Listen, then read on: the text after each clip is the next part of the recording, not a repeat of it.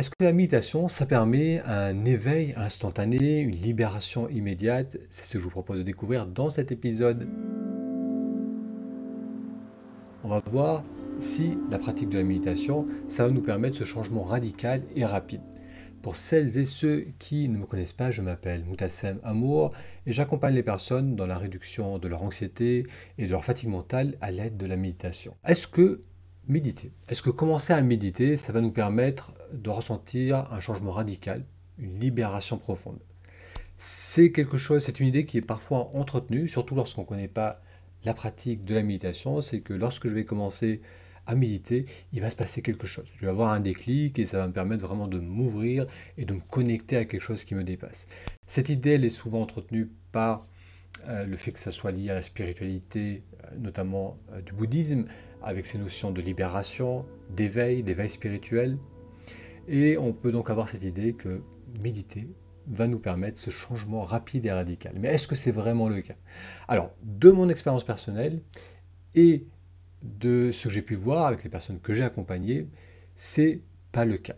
Méditer, ça va nous permettre un changement, mais un changement qui va être graduel. Ce n'est pas à travers une séance ou à travers une discussion que j'ai pu ressentir un changement, mais c'est vraiment sur la pratique, sur la durée.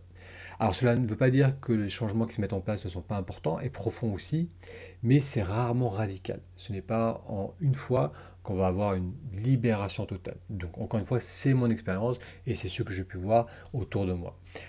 Ce qui va se passer, c'est plutôt, on va apprendre graduellement à se familiariser à ce que cela veut dire qu'être dans le moment présent. On va apprendre aussi à ne pas se perdre trop longtemps dans les pensées et dans l'anxiété que les pensées peuvent générer. Donc, c'est-à-dire que lorsque je commence à sentir qu'il y a une tension qui s'installe en moi, bah, au lieu de plonger encore plus dans les pensées et dans l'anxiété, je vais avoir la capacité de revenir dans le présent, d'ouvrir mon attention, donc de relâcher. Ce que ça va permettre également, c'est aussi une plus grande connexion au corps, c'est d'être davantage attentif à ce qui nous entoure, davantage attentif aux autres. Et cela se fait vraiment petit pas par petit pas, comme tout apprentissage, il va y avoir une évolution avec des hauts et des bas, mais on va néanmoins continuer à évoluer. Et ce qui est aussi intéressant, c'est qu'on va passer des paliers.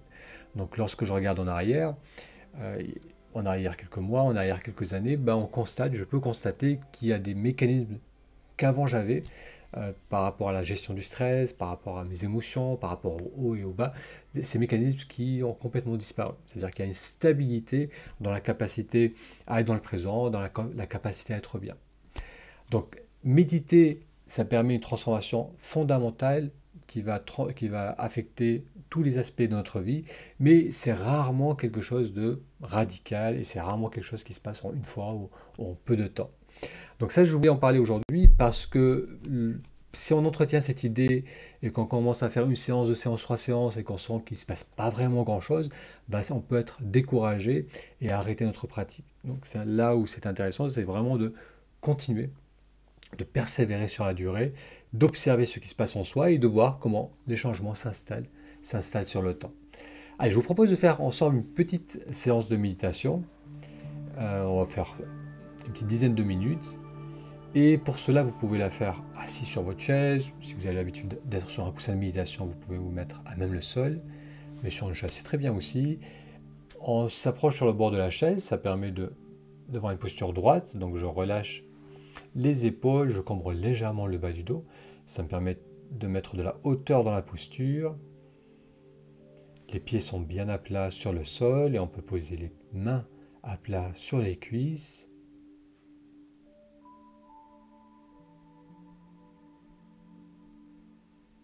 Et là, on va juste observer la respiration qui se fait, qui se fait depuis le début et qui continue à se faire. Mais maintenant, on va simplement tourner notre attention pour observer ce mouvement de la respiration.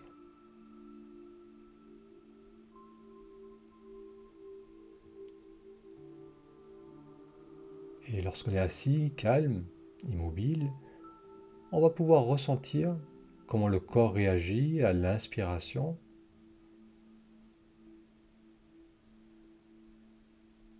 et puis à l'expiration. l'inspiration, vous allez peut-être ressentir le ventre qui se gonfle légèrement.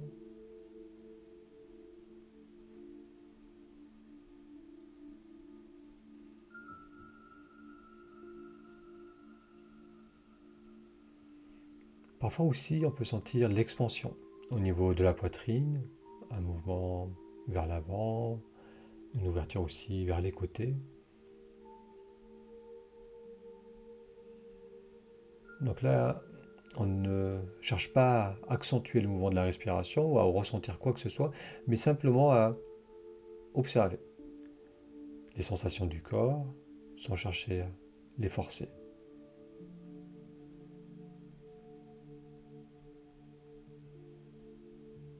Parfois le mouvement est très subtil, à peine perceptible.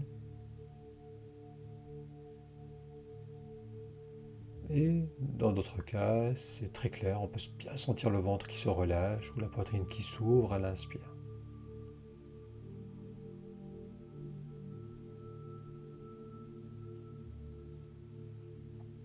À tout moment, vous pouvez savoir si vous êtes en train d'inspirer ou d'expirer parce qu'il y a des sensations au niveau du corps qui vous informent de l'inspiration, au niveau du ventre, de la poitrine, de l'air qui glisse dans les narines.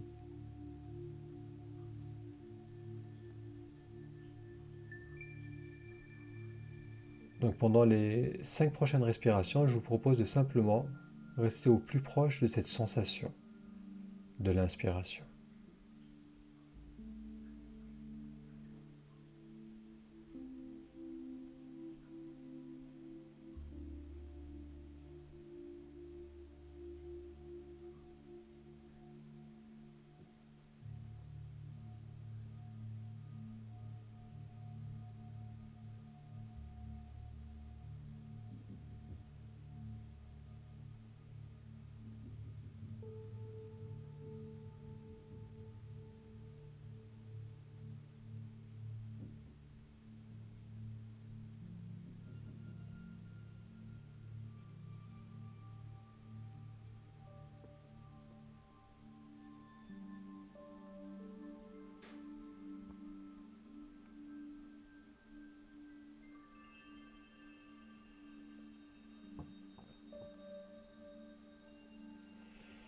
Bien.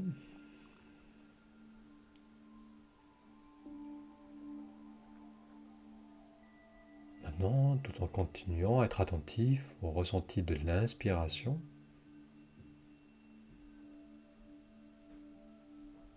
on va ressentir l'expiration et avec l'expiration, l'air qui s'échappe et le corps qui se relâche.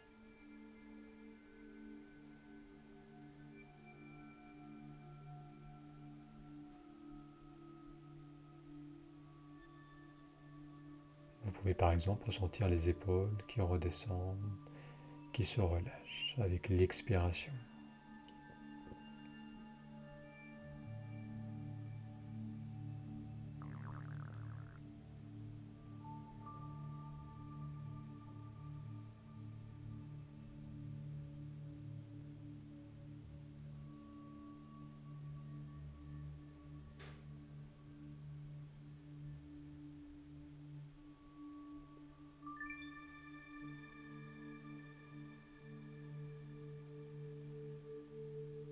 Expansion à l'inspiration.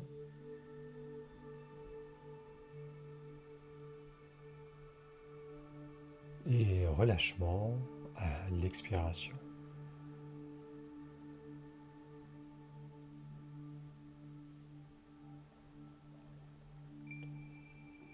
Avec la prochaine expiration, sentez comment le relâchement descend dans les épaules, dans les bras, jusque dans les mains.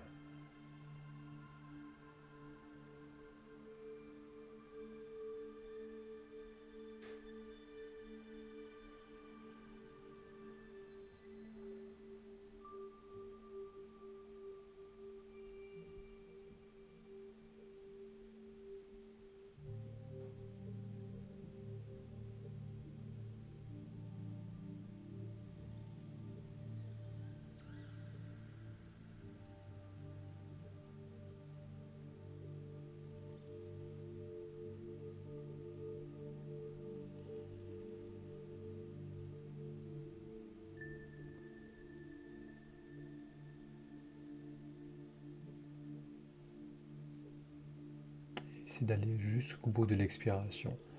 Allez un peu plus loin dans votre expiration.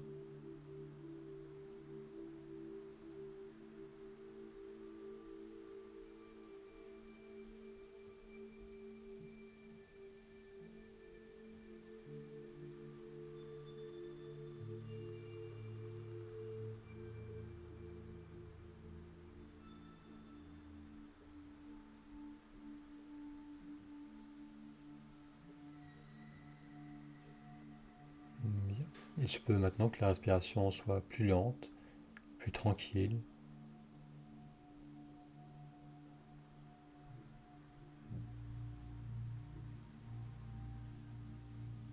Et avec cette respiration plus lente et plus tranquille, l'esprit est également plus calme, apaisé.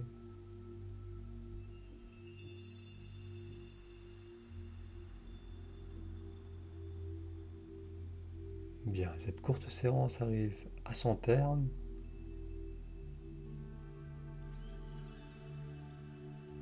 On va approfondir la prochaine inspiration.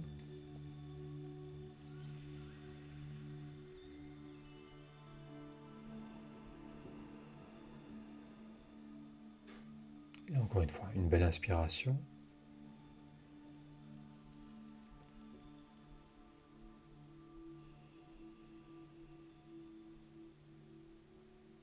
Très bien. On pourra lâcher la posture. Merci d'avoir suivi avec moi cette courte séance. Comment vous sentez-vous? Est-ce que vous avez pu sentir qu'en peu de temps, on peut quand même ressentir un relâchement, un début de relâchement, une plus grande connexion au corps et à ce qui nous entoure au moment présent? Vous pouvez noter dans la zone commentaire vos ressentis suite à cet exercice. Donc l'objectif aussi de ces exercices, c'est de vous amener à expérimenter qu'il est possible d'avoir ce lâcher-prise, même si on l'a vu, ce n'est pas un changement radical. Lorsqu'on repart dans le quotidien, on repart un peu dans l'inconscience, dans les activités, et avec le stress qui peut revenir aussi. Mais le fait de ressentir que c'est possible d'avoir ce changement, c'est quelque chose d'important, parce que c'est ça qui va aussi nous encourager, nous motiver à continuer à explorer cette pratique. Il y a aussi un exercice que vous pouvez faire, qui est une méthode que vous allez pouvoir faire seul. Donc c'est un exercice où je vous explique le principe, qui est très simple et qui est très efficace. Ça s'appelle l'Expire 10. Et cet exercice, je vous ai mis en lien, donc il vous suffit d'aller sur taméditation.com. Ça vous permettra de faire cet exercice et surtout d'apprendre cet exercice pour ensuite pouvoir le pratiquer régulièrement. Merci pour votre attention et je vous dis à très bientôt pour une prochaine séance. Prenez bien soin de vous et de votre famille.